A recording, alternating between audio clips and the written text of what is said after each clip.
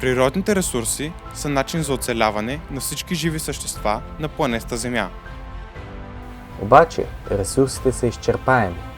Всяка минута, в която човечеството експлоатира земните дарове, също се доближаваме до лимитът на природата, до абсолютното изчерпване на всички невъзобновяеми ресурси, като нефт, дървесина, въглища и други. 2032 година е след 10 години. Планетата, на която живеем, е динамична и се променя постоянно. Населението през 2032 година се очаква да бъде повече от 8,5 милиарда души. Но дали всеки от тях ще използва ресурсите по разумен начин? Отговорът е не. Хората използват много ресурси в ежедневието си. Питейната вода е най-необходимата суровина за хората.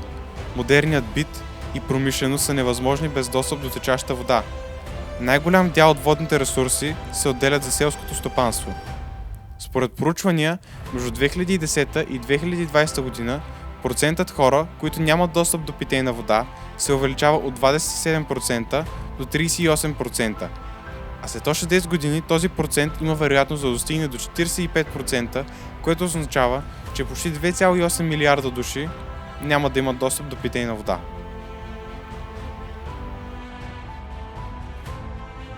Обезлесяването е един от основните начини за добиване на средства и ресурси.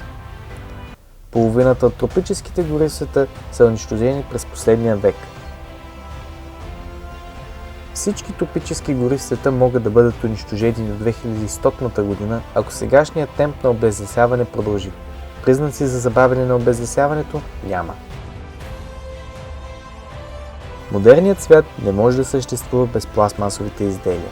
През последните години производството на пластмаси се увеличава с 14 милиона тона годишно.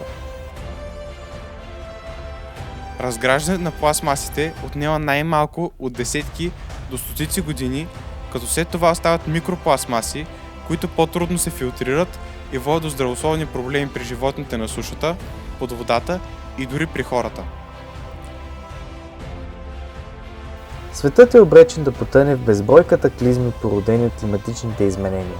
Недостигът на ресурс, пренаселването на Земята и ненамалянето на различните видове замърсявания ще доведе до общочовешко страдание, освен ако всички държави не се обединят и вземат спешни мерки за противодействие.